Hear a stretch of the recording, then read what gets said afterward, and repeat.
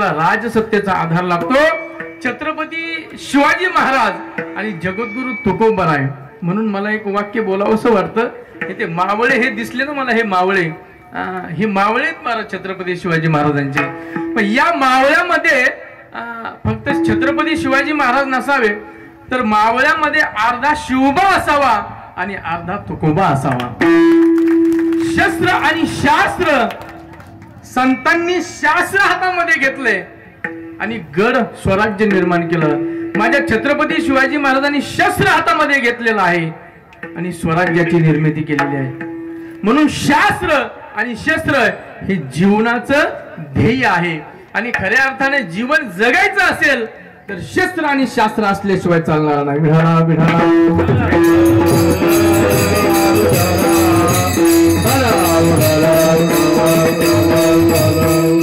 काही लोक दगडाच्या मूर्तीला मानायला तयार नाहीत. तुम्ही विचार करा, मी सांगणार नाही, मला काही गरज नाही त्याच्याविषयी. पण अमोल महाराज, ती मूर्ती दगडाची आहे का ती मूर्ती स्वयंभू आहे, जर आपल्याला त्याचं ज्ञानच नाही तर आपण का दुराग्रह करायचा की ही मूर्ती दगडाची आहे आणि ह्या मूर्तीची मी पूजा करणार नाही. विषय वेगळा आहे, सोडून द्या. पण खरं सांगतो तुम्हाला, जीवन जगायचं असेल तर एक टप्पा आहे खऱ्या अर्थानं तुम्ही देवाच्या सहवासामध्ये जा. दुसरा टप्पा आहे तुम्ही संतांच्या संगतीमध्ये जा. जीवनाचा उद्धार झाल्याशिवाय राहणार नाही. याच्यापेक्षा जर तुम्ही कोणाच्याही संगतीमध्ये गेले तुम्ही बर्बाद झाल्याशिवाय राहणार नाही. विढाला विढाला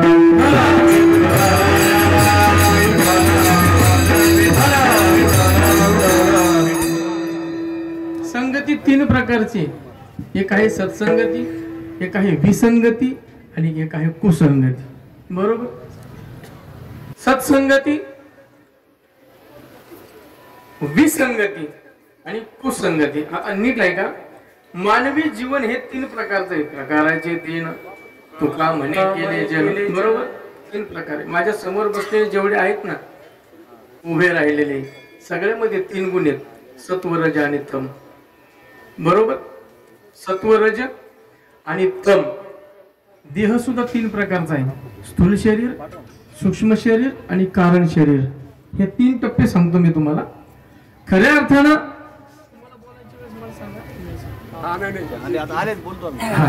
बोलताय का? विठाला विठाला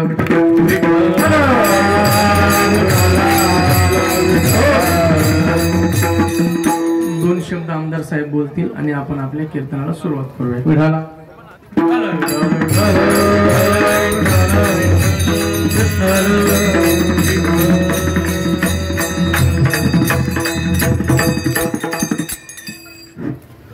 आज या ठिकाणी आपल्या संत भगवान बाबा नगर या ठिकाणी 18वा अखंड हरिनाम सप्त्याचं आयोजन आपण केलेलं आहे. आणि आज या काल्याच्या कीर्तनाला आपल्या शहराचे लाडके आमदार माननीय संग्राम भैया जगताप या ठिकाणी उपस्थित झालेले आहेत. भैयांना तिसरी संधी मिळाली आणि योगायोग असा आहे की आपल्या या कार्यक्रमात आपण त्यांचा नागरी सत्कार करण्याचं आयोजन केलेलं आहे. तर मी सर्व परिसराच्या वतीने आलेल्या सर्व या ठिकाणी उपस्थित आहेत. मी सर्वांची नावं सांगतो प्रमुख पाहुण्यांची. या ठिकाणी नगर शहराचे आमदार माननीय संग्राम भैया यांच्याबरोबरच आपल्या नगर महानगरपालिकेचे नगरसेवक माननीय प्रकाशजी भागानगरे, त्याचबरोबर गणेशजी भोसले, संजयजी चोपडा, त्याचबरोबर माननीय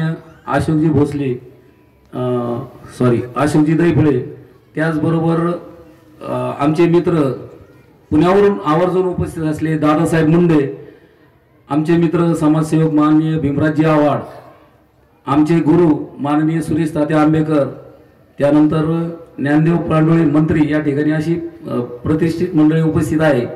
तर आपण सर्वप्रथम आपल्या परिसराच्या वतीनं आणि आमच्या ट्रस्टच्या वतीने माननीय संग्राम भाई यांचा भव्य असा नागरिक सत्कार करणार आहोत. त्यांनी या सत्काराचा स्वीकार करावा अशी मी त्यांना नम्र विनंती करतो. हा, आपले जे 7 ट्रस्टी आहेत त्यांना मी विनंती करतो का 7 ट्रस्टींनी या ठिकाणी प्रथम नागरिक सत्कारासाठी उपस्थित राहायचंय. नाव सांगू का?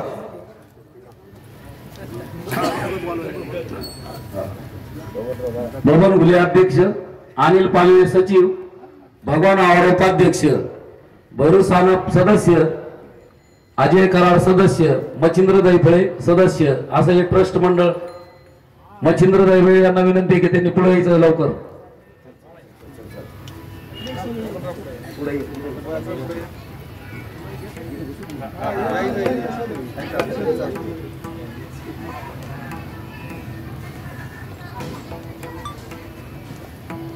संत भगवान बाबा की जय, छत्रपती शिवाजी महाराज की जय, जय श्रीराम, जय श्रीराम, जय श्रीराम, जय श्रीराम.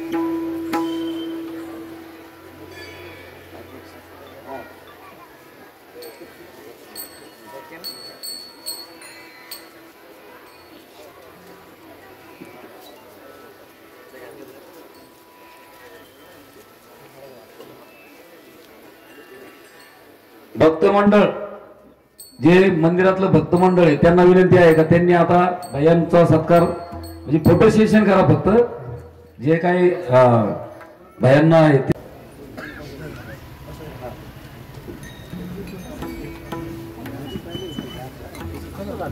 आणि परिसराच्या वतीने ज्यांना कोणाला भैयांचा सत्कार करायचा असेल त्यांनीही पुढे यायचंय.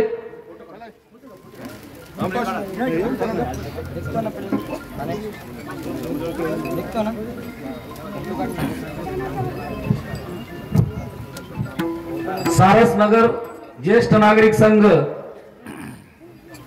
यांना विनंती आहे का त्यांनी भैयांचा सत्कार करण्यासाठी पुढे यायचे.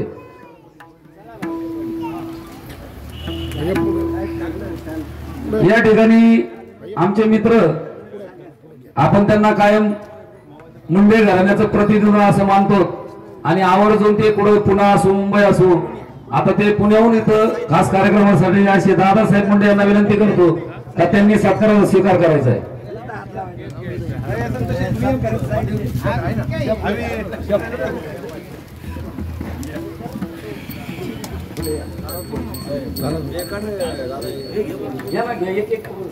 झाला भैया.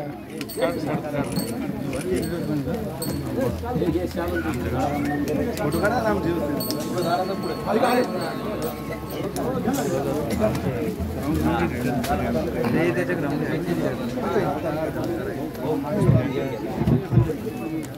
माननीय माजी नगरसेवक अशोकजी दैफळे यांना विनंती करतो की त्यांनी आपल्या सत्कारात स्वीकार करायचा आहे.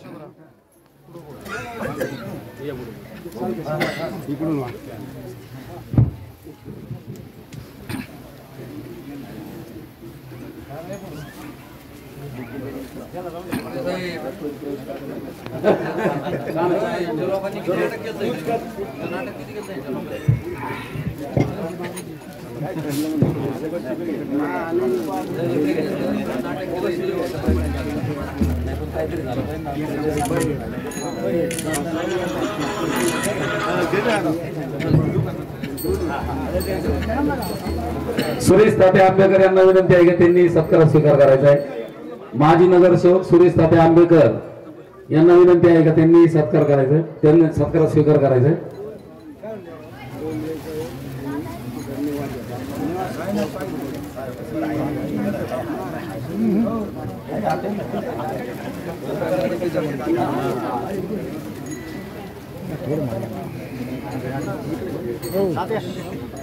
बीएसटी कामगार सेनेचे अध्यक्ष सुरेशजी क्षीरसागर यांना विनंती आहे का त्यांनी आपल्या सत्काराचा स्वीकार करायचा आहे. थोडा वेळ लागू द्या, अगदी चांगल्यापैकी सत्कार होतील. गर्दी करू नका, अगदी शांततेत व्यवस्थित सत्कार करा, कारण आपल्याला भैयांनी सांगितलेलं आहे का तुम्हाला पाहिजे तेवढा वेळ दिला जाईल.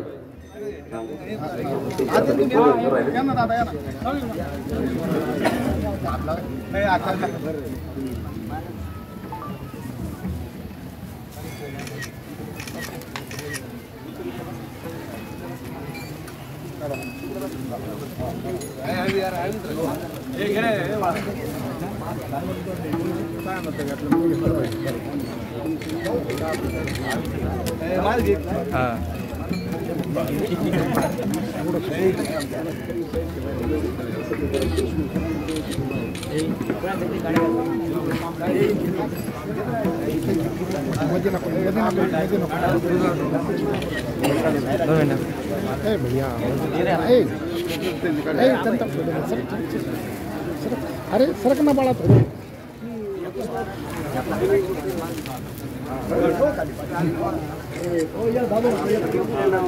सुरेश ताते आंबेकर यांना विनंती आहे की त्यांनी पुढे यायचे सत्कार स्वीकारायला.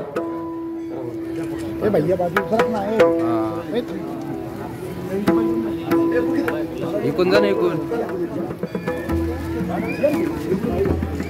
बीएसटी कामगार सेनेचे अध्यक्ष सुरेशजी क्षीरसागर यांना विनंती आहे की त्यांनी सत्कार स्वीकार करायचा.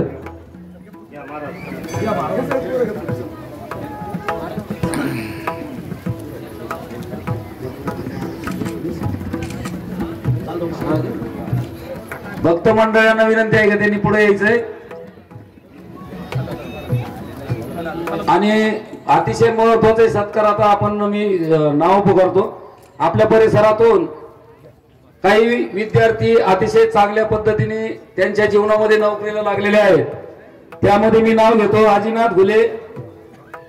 जो मुलगा आपल्या परिसरात राहून PSI झालेला आहे आणि त्याचे आई वडील अगदी मजुरीचं काम करतात आणि आज तो मानाचं स्थान घेऊन PSI म्हणून शासनामध्ये नियुक्त झाला, ही आपल्या परिसराला आपल्या सर्वांना अभिमानाची गोष्ट आहे.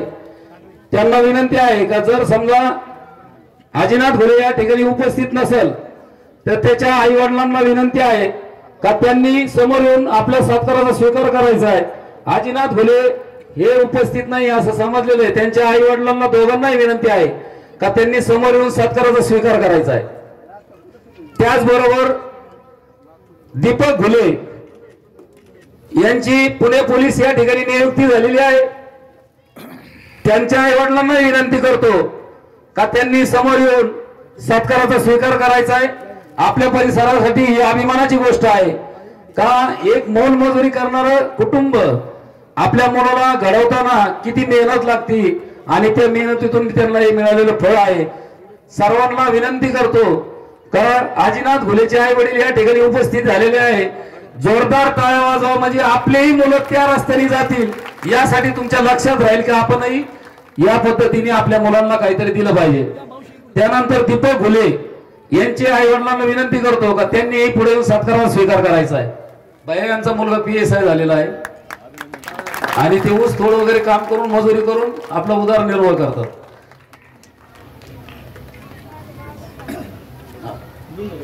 त्यानंतर अजय बडे यांची हर्सुल कारागृह या ठिकाणी लेखनिक म्हणून नियुक्ती झालेली आहे. ते या ठिकाणी उपस्थित नाही येत, परंतु त्यांच्या आई वडिलांना विनंती करतो का त्यांनी समोर येऊन आपल्या सत्काराचा स्वीकार करायचा आहे. या वर्षी आपल्या या ठिकाणी 3 मुलं जी शासनाच्या चांगल्या पदावर नियुक्त झालेली आहेत.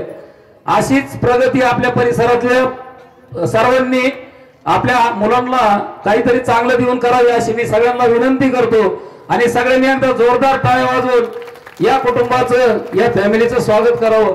अजय बडे यांचे आई वडील यांना विनंती करतो की त्यांनी पुढे येऊन सत्काराचा स्वीकार करायचा आहे.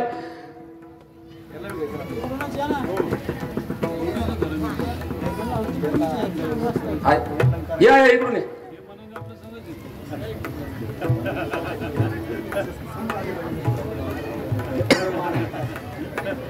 त्यानंतर भोमताई यांना विनंती करतो का ज्यांनी आपलं ज्ञानेश्वरी पारायण केलं त्यांना विनंती करतो त्यांनी भयांच्या हाती आपला सत्कार स्वीकारावा.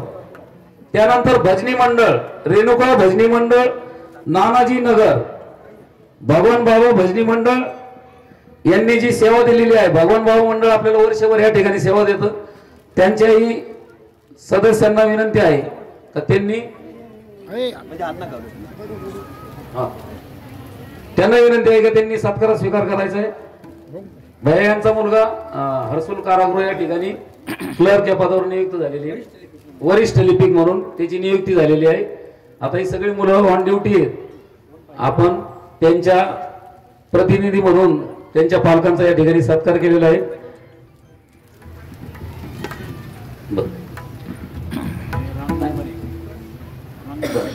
आता या ठिकाणी आपल्या शहराचे लाडके आमदार माननीय संग्राम भाई आपलं मनोगत व्यक्त करतील.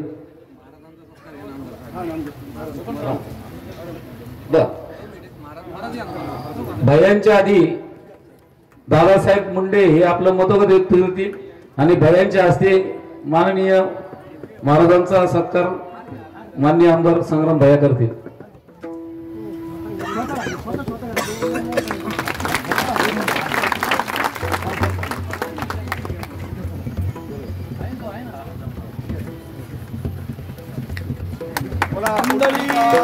देव हरी विठ्ठल श्री ज्ञानदेव तुकाराम पंढरीनाथ भगवान की जय. ईश्वर महाराज की जय. महाराज की जय. की जय. जय जय श्रीराम. जय जय श्रीराम. आता या ठिकाणी दादासाहेब मुंडे आपलं मनोगत व्यक्त करतील. हरिभक्त परायण वैकुंठवासी संत श्रेष्ठ भगवान बाबा यांच्या पुण्यतिथीपासून संत श्रेष्ठ वैकुंठवासी वैराग्य मूर्ती वामन भाऊ महाराज यांच्या पुण्यतिथीपर्यंत हा सप्ताह या ठिकाणी गेली 18 वर्षापासून सातत्याने साजरा होतो. खरं म्हणजे या कार्यक्रमासाठी या भागातले आमदार या कार्यक्रमाला सगळे कार्यक्रम सोडून उपस्थित राहतात. त्याचं कारण असं आहे की त्यांच्या राजकीय जीवनाचा प्रारंभ नगरसेवक म्हणून सुद्धा याच भागातून झालेला आहे. आणि मग आपण आपल्या माणसाला आणि आपल्या मातीला विसरलं नाही पाहिजे, त्यांची उतराई केली पाहिजे. राजकारणात आणि समाजकारणात काम करणारी माणसं ही कितीही उंचीवर गेली आणि त्यांच्याबरोबर असलेल्या माणसांची बोटं जर त्यांनी सोडली नाही तर ही माणसं आकाशाच्या उंचीची होतात, असं एकंदरीत आपला इतिहास आहे. संत श्रेष्ठ भगवान बाबांच्या संदर्भानं आपण सगळे जाणकार आहात. अत्यंत वैभवशाली परंपरा, लक्ष्मीपुत्र, ज्ञानवंत, कीर्तिवंत असं व्यक्तिमत्व बाबांचं आहे.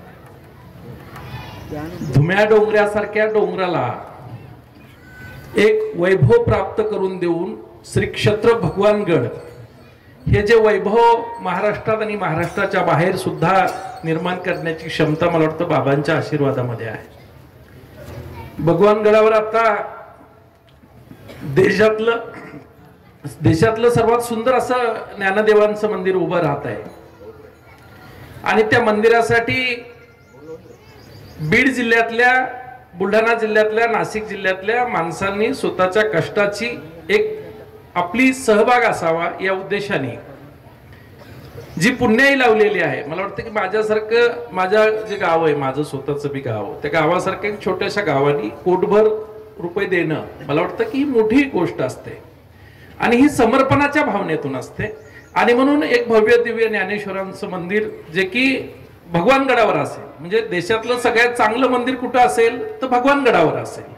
आणि म्हणून गडाचे महंत न्यायाचार्य डॉक्टर नामदेव शास्त्री महाराजांचे खरं म्हणजे आम्ही ऋण व्यक्त केले पाहिजे की त्यांनी ही वैभवशाली परंपरा जातीपातीच्या पलीकडे घेऊन सगळ्या जाती धर्मातल्या माणसांना त्या गडावर यावं वाटेल अशी परंपरा त्यांनी सुरू केली. आणि म्हणून 2 वर्षापूर्वी आम्ही त्यांच्याच हस्ते काल्याचं कीर्तन सुद्धा केलं होतं.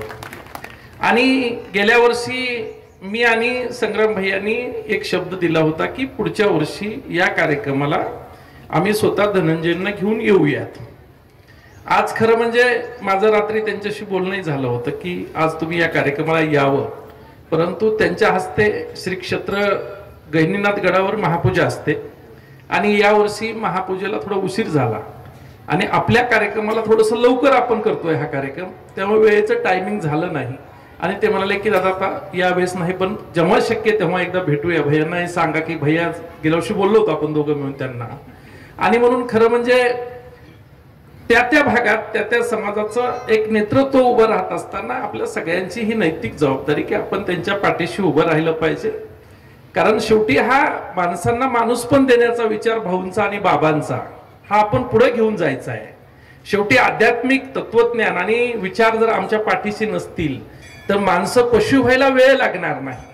दऱ्याखोऱ्यात राहणारी आम्ही सगळी माणसं माणसामध्ये का आलो तर त्याचं एकमेव कारण आहे की आम्हाला दोन पर्याय होते की हातामध्ये कोयतं घ्यावं की पेन घ्यावा, आणि आमच्या एका पिढीनं हातात पेन घेतला आणि म्हणून आज सगळ्या क्षेत्रामध्ये या दऱ्याखोऱ्यातल्या सामान्य कुटुंबातली पोरं IAS IPS आपल्याला दिसतात. मला वाटतं की ही शिक्षणाची क्रांती भगवान बाबांनी वामन भाऊंच्या प्रेरणेतून झालेली आहे, कुणालाही नाकारता येणार नाही. आणि म्हणून त्या संतांच्या आणि महंतांच्या ऋणातून उतराई होण्याच्या उद्देशाने सारसनगरमध्ये गेली अनेक वर्ष झाला हा जो कार्यक्रम होतो, त्या कार्यक्रमात पुढाकार घेणारे आवाड मामा असतील, बबनराव असतील, भीमराज असतील, त्यांचे सगळे सहकारी असतील, अशोकराव असतील, दैपळे साहेब असतील, सगळ्या लोकांना नगरमध्ये राहून स्वतःचं स्वतंत्र काहीतरी वेगळेपण जपण्याचा प्रामाणिक प्रयत्न आपण सगळेजण करतायत. त्याबद्दल आपलं सगळ्यांचं कौतुक केलं पाहिजे, अभिनंदन केलं पाहिजे. आणि बाबा भाऊंचा हा विचार पुढे घेऊन जाण्यासाठी या भागातले जे स्थानिक आमदार आहेत, खरं म्हणजे आम्हाला वाटलं होतं भैया यावेळेस की ह्या सगळ्या गदारोळामध्ये तिसरी टर्म आहे तेव्हा कदाचित तुम्ही लाल दिवा घेऊन यावं अशी आमची भावना होती. परंतु संख्याबळाच्या खेळामध्ये आणि तुमची सगळी तुमच्या पक्षाची जी महायुती ती 3 पक्षात विभागलेली असल्यामुळे कदाचित त्या संख्येच्या समीकरणात तुम्ही बसला नसाल. मात्र पुढे कधी जेव्हा संधी भेटेल तेव्हा तुम्ही मंत्री व्हावं, आणि मंत्री झालेलं तुम्हाला आम्हाला नक्कीच बघायला आवडेल. कारण आमच्या मधला एक माणूस लाल दिव्याच्या गाडीमध्ये जेव्हा बसतो तेव्हा त्याच्याबद्दलची असलेली कृतज्ञता, त्याच्याबद्दल असलेलं प्रेम हे वेगळं असतं. शेवटी मी एवढंच सांगेल की मातीसाठी जगावं, मातीसाठी मरावं, बाळा मातीले थोर तिला कसर विसरावं. जन्मलो आम्ही माती, किती होणारा माती, खापराच्या दिव्यात कधी पेटणारा वाती. हा वात पेटवण्याचा विचार आपण सगळे पुढे घेऊन जाऊया आणि भाऊ बाबांचं स्मरण कायम करूया. जातीपातीच्या भिंती पाडून देऊन समाजामध्ये जातीचा तणाव निर्माण करणाऱ्या माणसांना आपण हे उत्तर देऊ की भाऊ बाबांचा विचार हा कुठल्या जातीचा विचार नाही, कुठल्या समाजाचा विचार नाही, तर तो सगळ्या जाती तोडो आणि समाज जोडो असा विचार आहे. आणि त्या विचाराशी मुंडे परिवार बांधील आहे. एवढाच शब्द या निमित्ताने देतो आणि थांबतो. जय भाऊ, जय भगवान. एक छोटासा सत्कार राहिला भैया. हे महाराज देवीशील महाराजांच्या सहवासात राहिलेले आहेत. तर डाकणे महाराज तुम्हाला विनंती करतो का एक छोटासा सत्कार आपण स्वीकारावा. नाही भैया. आणि पार्श्वभूमी अशी आहे का त्यांचा मुलगा डॉक्टर आणि नातू पण रशियामध्ये MBBS करतोय. हे त्यांच्यावर भाऊ भावांचेच आशीर्वाद असावेत असं मला वाटतं. त्यानंतर नगर शहराचे लाडके आमदार माननीय संग्राम भैया जगताप हे आपलं मनोगत व्यक्त करतील.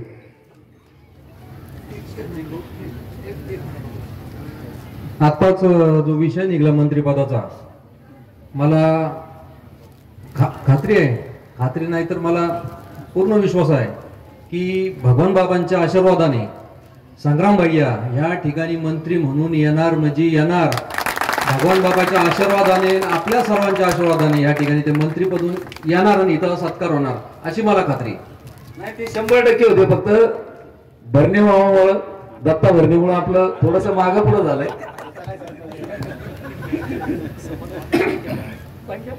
आज आपल्या राष्ट्रसंत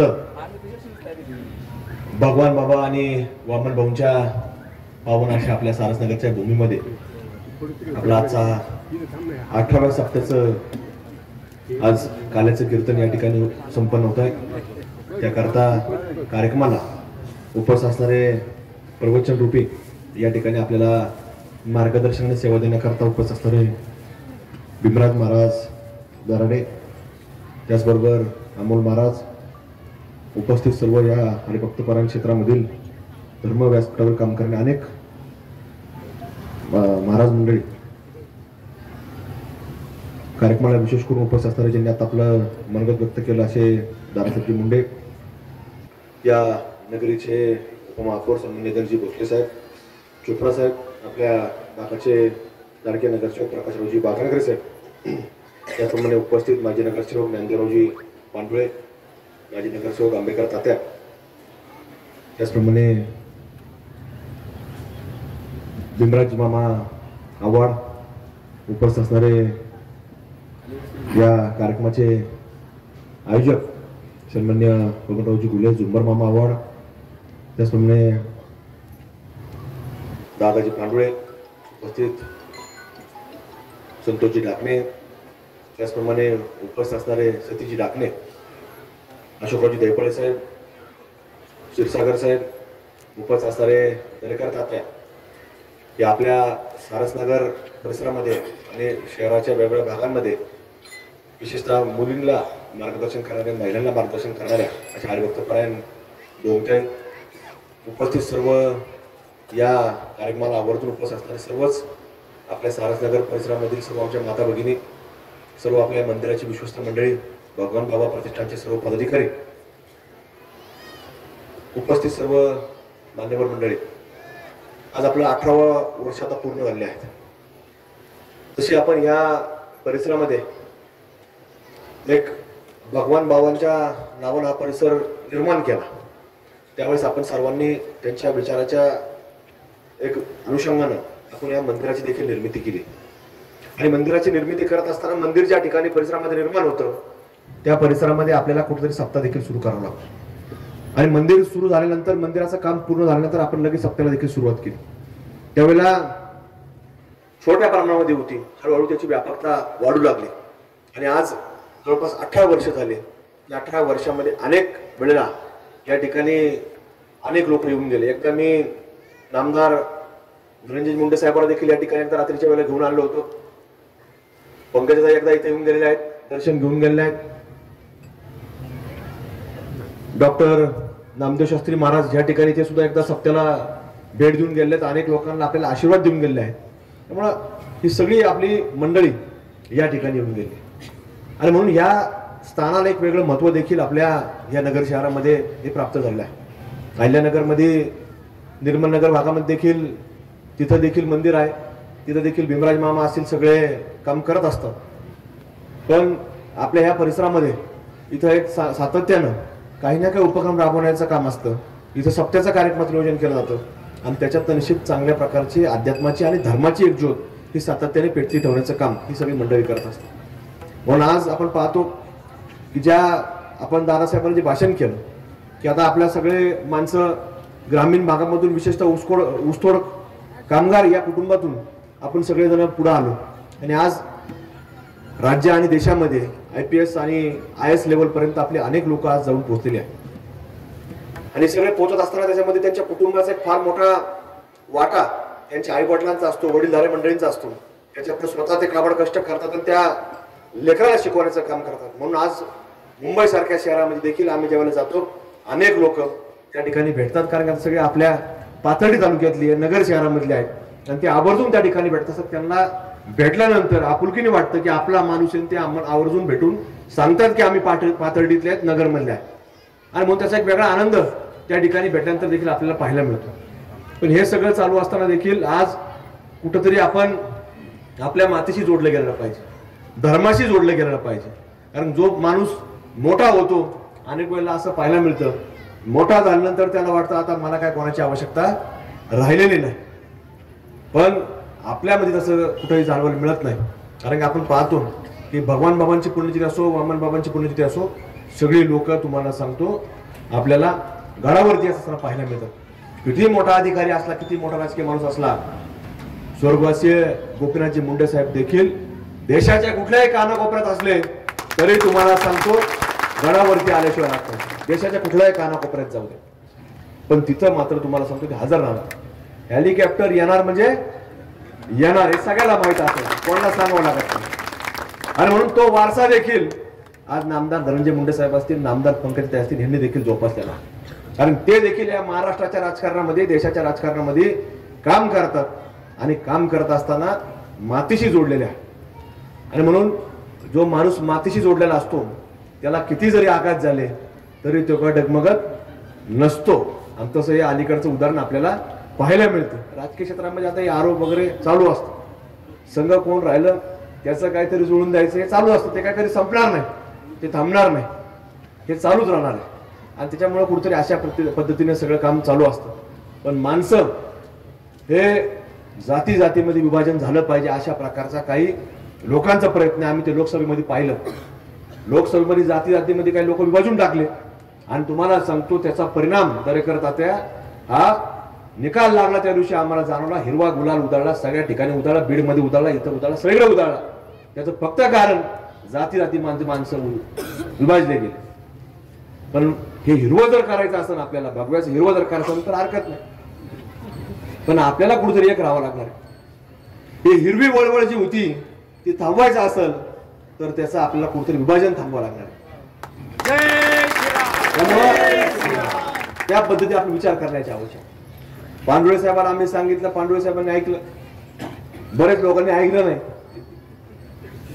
काही लोक म्हणायचे आम्हाला ते माणूस भेटला नाही. म्हणलं हे निवडणूक देशाची निवडणूक आहे, त्या माणसाची निवडणूक आहे. हे असं अनेक वेळेला आम्ही वारंवार सांगत गेलो, पण त्याचे दुष्परिणाम हे देशभर जाणवले. मुंबईसारख्या ठिकाणी देखील दैपळे साहेब, जिथं कोणाची हिंमत नव्हती हिरवा झेंडा लावायची, तिथं लोक हिरवा गुलाल घरामध्ये उधळत होते. मंदिरांमध्ये हिरवा गुलाल उधळण्याचं काम देखील काही ठिकाणी झालं. हे कशाच्यामुळे झालं? हे फक्त कुठेतरी जातीमध्ये विभाजन करण्याचं काम काही लोक यशस्वी झाले. पण हे आपल्याला धर्माच्या माध्यमातून सगळ्यात श्रेष्ठ काय असेल तर धर्म आहे, आणि त्या श्रेष्ठतेच्या खाली आपल्या सर्वांना एक येण्याची आवश्यकता आहे. आणि म्हणून त्या धर्माच्या विचाराच्या माध्यमातून आपण सगळ्यांना एक राहावं लागणार. आणि कुठेतरी हा धर्म टिकवायचा असेल, हा देश टिकवायचा असेल, हा त्या माध्यमातून आपल्या सर्वांना एक भगव्या ध्वजाखाली एकत्र राहण्याची आवश्यकता आहे, समाजामध्ये निर्माण झाली. आणि तशा प्रकारचं प्रतीक आपल्याला या विधानसभेमध्ये लोकांना लक्षात आलं. सगळ्या लोकांनी पाहिलं की लोकसभेमध्ये काय झालं. लोक हे बाकीच्या योजना येत असतात, जात असतात, पण माझं ठाम म्हणणं आहे की फक्त आणि फक्त ज्या वेळेला हिरवळ वळवळ पाहिली तेव्हा भगवी चळवळ निर्माण झाली. आणि त्याच्यातनं हे आपल्याला हे सगळं एकीकरण पाहायला मिळालं. म्हणूनच आज एकतर्फी सत्ता या महायुती सरकारच्या पायऱ्यामध्ये आमच्या माता भगिनींपासून तर ज्येष्ठ नागरिकांपर्यंत हे सगळ्या लोकांनी एकत्र येऊन काम केल्यामुळे झाले. आणि म्हणून तशाच प्रकारची प्रथा, परंपरा, तो वारसा, तो विचार आपल्याला धर्माच्या माध्यमातून आपल्याला निर्माण करायचा, तो ठेवायचा. नाहीतर तुम्हाला सांगतो काही लोक येतील स्वतःचं राजकीय काहीतरी त्याच्यामध्ये हेतू असतात, काहीतरी जाती जातीमधलं सांगतात, त्याच्यामध्ये विभागता कामा नये, विभाजन होता कामा नये. मग आपल्या सर्वांना त्या माध्यमातून काम करण्याची आणि पुढे घेऊन जाण्याची आवश्यकता आहे. आज सगळे इथे विचारायचे आपण एक लोक आहोत. म्हणून दादासाहेब आज या सारसनगरकडे येणाऱ्या अगदी जिल्हा बँकेच्या हायवेपासून, नॅशनल हायवेपासून, चौकापासून, इकडे कोटीच्या चौकापासून असेल किंवा इकडे सक्कर चौकातून असेल, तिथून इथपर्यंत यायचं म्हटलं तरी एक चांगला दर्जेदार रस्ता, कॉन्क्रीट करण्याचे रस्ते आज या ठिकाणापर्यंत तयार होतात. त्याचं कारण की माणसं आम्ही धर्माच्या नावाखाली येत आहोत, म्हणून हे सगळं काम चाललंय. आणि म्हणून पुढच्या काळात देखील आज हे सगळं भव्यता दिव्यता पाहायला मिळते. या सगळ्या लोकांचं, झुंबर मामा असतील, बबनरावजी असतील, त्यांची सर्व या ठिकाणची असणारी टीम असेल, हे सगळे लोक अहोरात्र झटत असतात. म्हणून याला एक वेगळं वैभव प्राप्त झालं. त्याच्यातून एक चांगल्या प्रकारे एक धार्मिक काम, धर्मसेवा, धर्माचे विचार प्रसारित होण्याचं काम या माध्यमातून आता सुरू झालेलं आहे. आणि म्हणून आपल्याला पुढच्या काळामध्ये देखील हे काम करत राहायचं. विकासात्मक काम असेल हे सगळं आपण करत आलोय, पुढेही करणार आहे. त्यामुळं आपल्या सर्वांना एक चांगला विचार, चांगला वारसा हा आपल्याला पुढे घेऊन जाण्याकरता ह्या मंदिराचा उपयोग राष्ट्रसंत भगवान बाबा असतील, वामन भाऊ असतील, यांच्या माध्यमातून एक चांगला विचार आपण सगळे मंडळी पुढे घेऊन जात आहोत. आणि त्याचा उपयोग या समाजातल्या उद्याच्या एक धर्माची पिढी, धर्माच्या विचाराची पिढी आपल्याला निर्माण करण्याकरता आपल्याला काम करायचं. ते काम आपण करत राहू अशी सदिच्छा या ठिकाणी व्यक्त करतो. आणि आपण सर्वजण या ठिकाणी आमच्या पाठीमागे वर्षानुवर्ष या ठिकाणी उभा राहतात, मतरूपी आपण उभा राहता. ती एक वळवळच्या माध्यमातून जी चळवळ आपण सगळेजण जागरूक ठेवतात त्याच्याबद्दल आपले सर्वांचे मनापासून या ठिकाणी आभार व्यक्त करतो. थांबतो. धन्यवाद. रामकृष्ण. धन्यवाद भैया. या ठिकाणी माननीय अशोकजी दैफळे आपलं मनोगत व्यक्त करते. मनोगत व्यक्त नाही करत मी, साहेबांना, आमदार साहेबांना एक विनंती करतोय. या जागेवर जे ग्रामीण भागातून बीड जिल्ह्यातून पाथर्डी तालुक्यातून येणारे सगळे विद्यार्थी आहेत, जे क्वायत्याच्या माध्यमातून त्यांनी पेन तयार केलेला आहे, त्या पेनासाठी ह्या सभा मंडप एक करावा आणि त्याच्यावर त्या येणाऱ्या लोकांना राहण्यासाठी, विद्यार्थ्यांना राहण्यासाठी एक सभा मंडप आणि रूम बनवून द्यावा अशी आपल्या सर्वांच्या वतीने मी त्यांना प्रार्थना करतो. भगवान बाबांच्या आणि वामन भाऊच्या या आशीर्वादाने आपण सर्व मंत्री व्हावे आणि मंत्रिपदाच्या याच्या माध्यमातून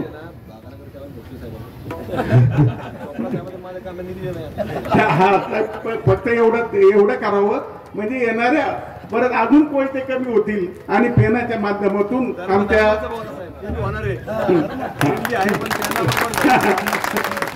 एवढं करावं अशी विनंती करतो. साहेब, ह्या आपण ज्या भूमीवर उभं राहिलो ते ही भूमी ज्यावेळेस आपण आयुक्त साहेबांनी इथं आणून ही आपण त्यावेळेस आम्ही प्रयत्न केले आणि त्याच्यावर तुम्ही बांधकाम केलं. मी तुमचा सर्वांचा आभारी आहे साहेब. मला काय याचे हे राजकारण आमचं काही नाही आहे. आम्ही छोटे आम्ही छोटे आहोत. म्हणजे तांब्यात एखादा चिचुका टाकलं की त्यांचा जसा आवाज येतो ना त्याच्या पद्धतीचा होता. आणि आमची एवढीच विनंती आहे साहेब, आम्हाला काय जास्त हे नाही करत, फक्त इथं येणाऱ्या विद्यार्थ्यांना हे राहू अशी विनंती करतो. धन्यवाद दैफळे साहेब. आता मी जसं भाईयांनी शब्द सांगितलं का प्रकाशजी भागनगरे आणि माननीय उपमहापौर गणेशजी भोसले यांच्यावर जबाबदारी, तर त्या दोघांना विनंती करतो का पुढे येऊन तुम्ही ह्या ठिकाणी शब्द देण्यात यावं. आम्ही शब्द दिला, आम्ही हटत नसतो कधी. सारस नगर बदलले का नाही, आमदार साहेबांच्या माध्यमातून आम्ही दटून काम केलंय. आपला भाग परिसर सगळा बदललाय. तुम्ही आम्हाला सांगितलं ते 100% आम्ही करणार म्हणजे करणार.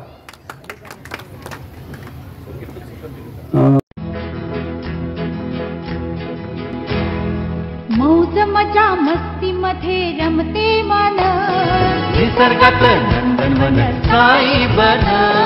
मौज मजा मस्ती मध्ये रमते मन, निसर्गात नंदनवन साई बन. साई बन.